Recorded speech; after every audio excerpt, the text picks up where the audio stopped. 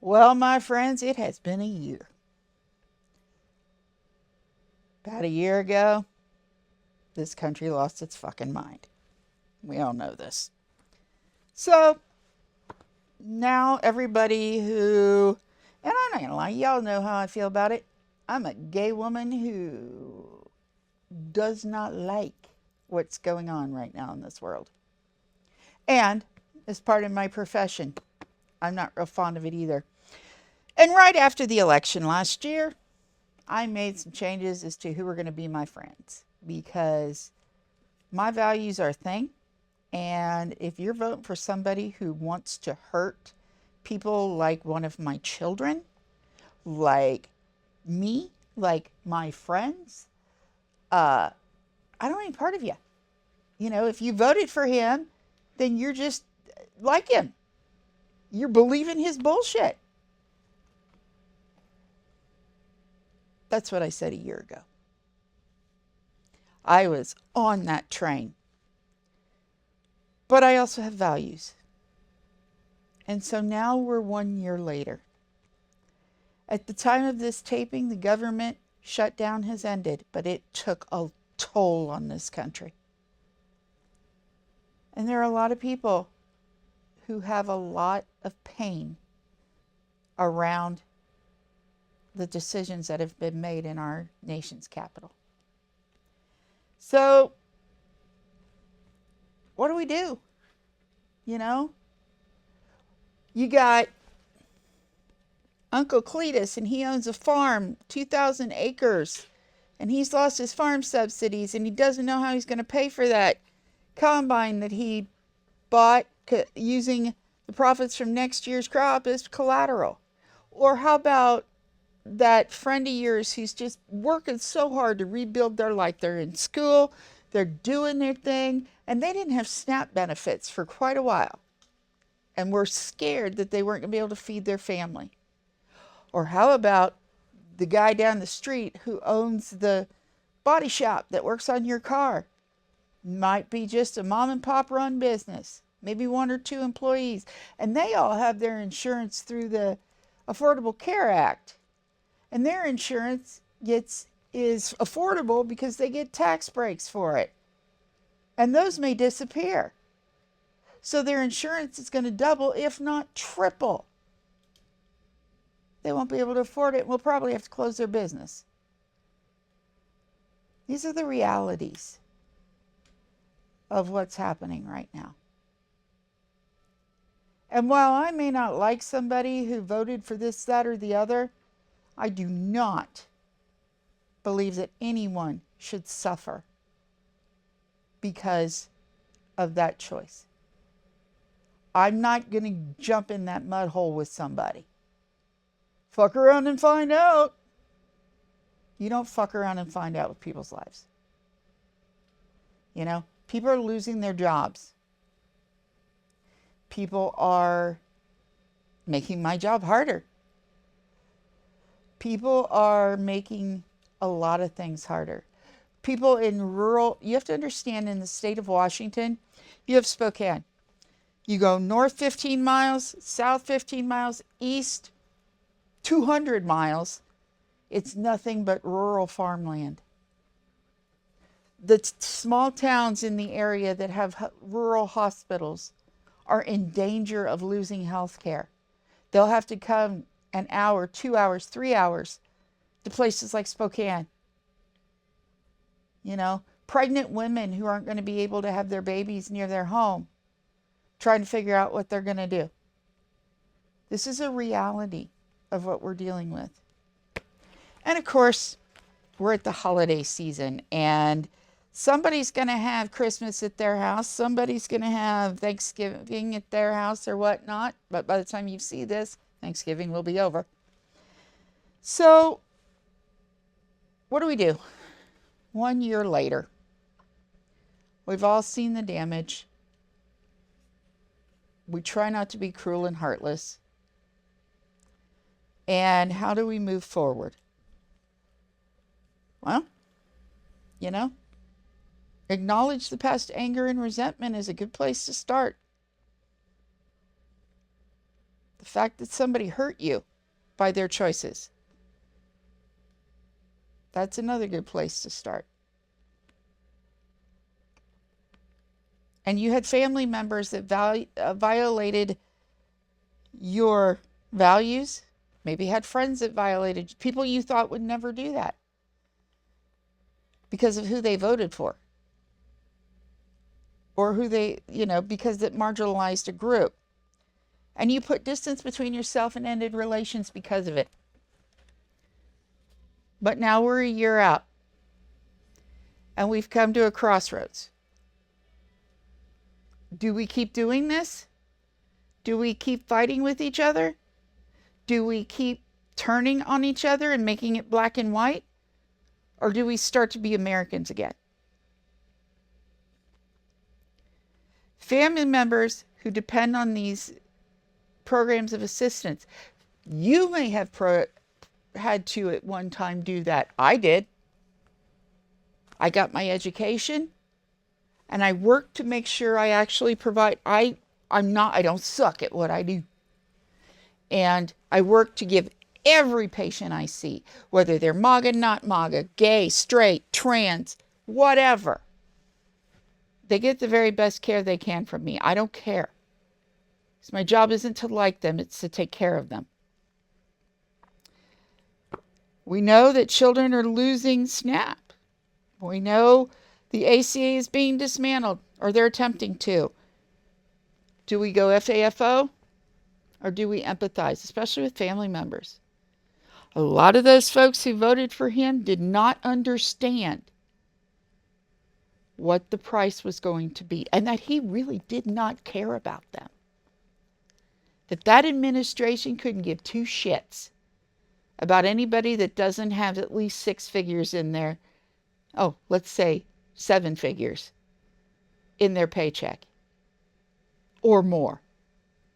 Because if you're just a middle-class therapist, you're the one carrying the majority of the tax burden. And it's not to say everybody isn't paying the taxes. Of course we are. But that's what we're paying for. All of us are struggling. All of us have things. And for people who don't have the stability of some of their jobs, they're really hurting. So do we try to be empathetic without pushing ourselves back into a fake relationship with them that violates our values? Can you care about the struggles of others have and possibly their acknowledgement of their mistakes? Can you, if somebody that you know voted for Trump, they come back to you and say, you know what, I really fucked that shit up. I'm sorry. You can forgive. You can let that shit go, but you don't have to change the relationship. The distance you want to keep in the relationship. You can still be kind. The idea that I use is, if you are an 80s kid like me, and even if you're not, if you saw the original Ghostbusters, Dan Aykroyd, Bill Murray, Ivan Reitman, and I can't remember the other guy's name, but, the 4 guys that were there, Annie Potts, the whole thing. The very end of the movie, the Stay Puft Marshmallow Man from hell, various other things. They have these great weapons that but whatever you do, don't cross the streams. It's kind of that idea. You can be empathetic. You can let go of the anger and the resentment, because the only person that's hurting is you. But you do not have to have the same relationship that you had before all that happened. Before you saw them make all of these choices that violate the values, the trunk of your tree, so to speak. All of us have values. We have something that grounds us.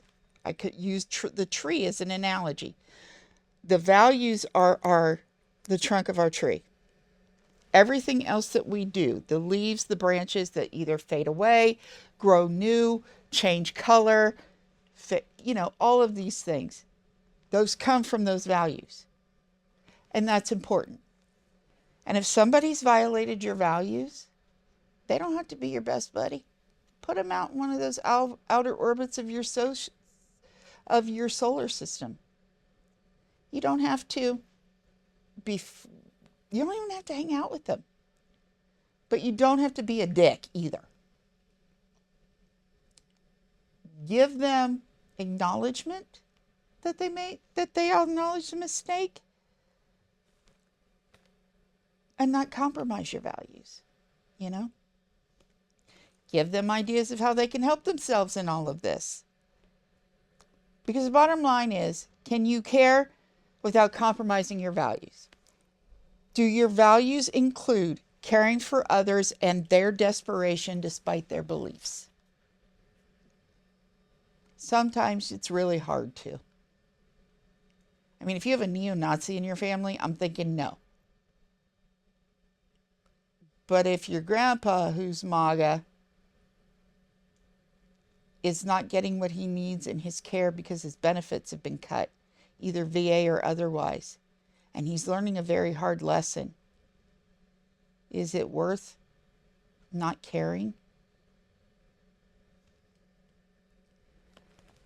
Many of the things that we're seeing happen right now are happening in red states. States where he promised the world and then some. Many of the red states in this country are the biggest users of resources such as TANF or SNAP or Medicaid. Or they are states that have things like tornadoes or hurricanes that happen and destroy, their livelihood gets destroyed, their home gets destroyed. We had social nets put in place, FEMA, CCS, I think, CMS, sorry, Center for Medicare and Medicaid. They don't put two M's, I don't know why. These were things that we had. And the Affordable Care Act came in to help with that too. Those red states are losing so much. They didn't understand. Yeah, they should have. Yeah, they should have learned. Yeah, they should have got off their high horse. Yeah, they should have stopped drinking the Kool-Aid. Yeah, they should have been realistic, but they weren't. Whether they were undereducated, and that's not calling them stupid, it's that they didn't have all the facts. And those of us who are considered libs didn't do a real good job being empathetic with them, with what their struggles are, their desire to have a better life, and the struggles that they have getting there. So we own some of that too. The cuts to CDC funding for state and local health departments have affected red states the hardest. Blue states and selective blue cities fought back. I live in a state that fought back. These were states that were preparing. After the election last year, California, Oregon, Washington, Illinois, other states that are blue were getting the lawsuits ready because they knew what was coming. They knew what was coming. Because we have a president that doesn't use the system the way he should, where bills go through Congress and then come to him. He just writes executive orders and thinks it's going to be okay. Blue states and red states fought in the court and got money back for funding of their health departments, of their vaccination programs. Because, in red states, you have difficulty getting a COVID-19 vaccine. And I know there's controversy around that. I know there's controversy around vaccines in general. But I don't want somebody to tell me whether I can have that vaccine or not. I am a type 2 diabetic who nearly died from COVID pneumonia. You are not going to take that away from me. And Washington didn't. If the Affordable Care Act, also known as Obamacare, and that's where everybody gets hung up because bottom line is Obama was a black man. If the administration gets what they want, millions of people who use the tax credits to help pay for their care will lose them. Their premiums will shoot through the roof. I was working with someone recently who has to think about closing their business after over 30 years because their premiums can go from less to $1,000 to over $2,000. And it's not good for us who have private insurance either, because if that happens, guess what the private insurance people will do? There is no ACA anymore. They can do whatever the fuck they want at that point. And yes, we're pulling out the bombs today. Farming. The state has a big farming community. A lot of the red states have farming. I grew up in a red state. Well, it's red now. I don't think it was very red when I was a kid. They're not being able to, tariffs have destroyed their ability to sell their crops, ship their crops worldwide. Nobody's going to pay those tariffs. Why would they? They'll find other resources. And that's what they're doing. Jobs. We had a recent shutdown. So federal employees, civilian employees, and military members got no paychecks. None. And then there was a threat that they wouldn't get the payback. But they kept the government closed. Right? These people don't have options like you and I have. The civilians do, but the military people don't. Because if you have a contract with your employer and your employer violates that contract in terms of your pay or anything like that, you now have the option to get out of that contract. But not if you're in the military. You sign your life away for a certain amount of years. And if you try to get out of it, if you just walk away, you can go to prison for that shit. That's not okay. Industries including manufacturing, construction, and transportation have seen consistent job losses since administration began and tariffs imposed, causing losses in service industries and small businesses. Yes, they may be MAGA. Yes, they may have voted for it, but they're your family or their old friends. What do you do? Let's talk about SNAP, Supplemental Nutrition Assistance Program. It's used to help families low income feed their families. Had to use it when I was getting my education. It's increased hunger and food insecurity. Nothing is scarier than the idea that you can't feed your kids. Nothing. Rising healthcare costs. The loss of SNAP will cause increased food insecurity. Rising healthcare costs. Economic fallout. Those businesses, those small grocery stores, those big companies like Walmart who take SNAP will see great losses in income because of those benefits not being given, or if they get taken away. And overall health and well-being will deteriorate in our country. So that's what's going on. What do we do now? Family members are feeling the effects of their decision. Do we stand over them with pretty Doc Martens like this and put a foot on their neck and say, you deserve this? You don't like me now? You voted for somebody who's transphobic, homophobic, xenophobic, a bigot, all of it. Do we put our boot on their throat and say, fuck around and find out, motherfucker? I don't care. Or do we show them kindness and compassion? Do we see their humanity?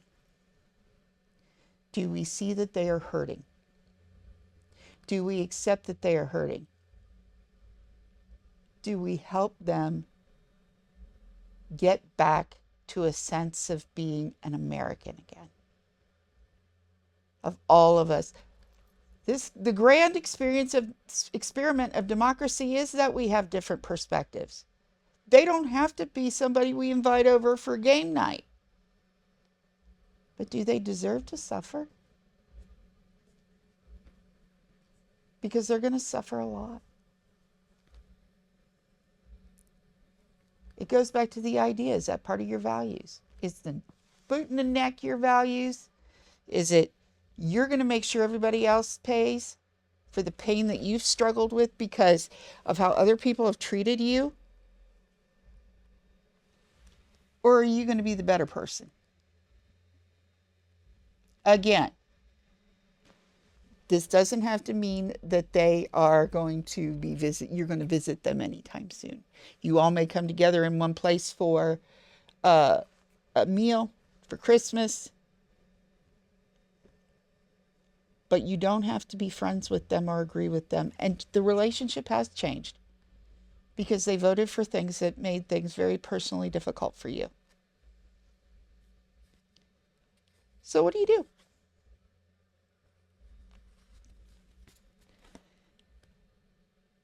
Dealing with family 1 year later. Compassion does not mean agreement. You can be very empathetic to the idea that they are struggling. They lost their job. They're struggling about their health care. But it doesn't mean you agree with their values or what they want. The relationship has changed. Your life has been changed due to fear, bigotry, or seeing others being treated badly. You can't forget that, and they shouldn't. How do you show kindness but keep your boundaries and values intact? Let's talk about it. You do not have to waste your breath, your energy, your anger, or any effort to somebody who has those feelings, because the easiest way to disarm them is to not engage. So let's say Cousin Clementine comes to me and goes, you know, it's a sin that you're a lesbian. You weren't raised that way. You are all of these things, you didn't raise your kids right. They didn't do it the way they should have.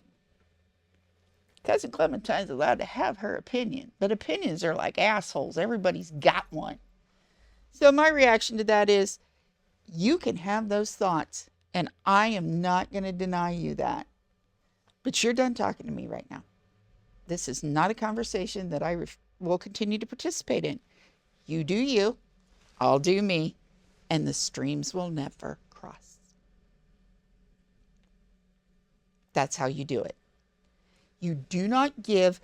I have an analogy I like to use with my patients who struggle with things like getting upset because of something that has been said to them, or dealing with giving somebody else the responsibility to make them happy. I often say to them, first question I ask, will you go outside and turn on your car and just let it run? And most of them will say, no, that'll cost me gas. Or if you're driving an EV, I got to charge it back up then. Like, okay. Then why give the keys to your emotional car to somebody and expect them to make you happy when they're going to run that motherfucker up a tree or wrap it around a tree? Would you do that? And most of them giggle at me and say, no. When you let those people who decide they want to be a bully affect you, you have now done that. Toss them the keys because they're going to wrap your car around a tree. Instead, you don't react. You go outside, you go spend some time with the kids. You could eat at the kids' table if you want. Trust me, the kids are more fun than the adults anyway, half the time. And you just don't engage. You want to watch them fall all over themselves? You want to watch them be stupid, look stupid? You don't engage. You could very much in front of everybody say, this is not appropriate conversation to have. You keep your voice level. You keep yourself in a strong place. You remember who you are. This is not an appropriate conversation for this family gathering. I am not okay with it, so I'm not going to participate. That's all you got to say. So, how do you do it?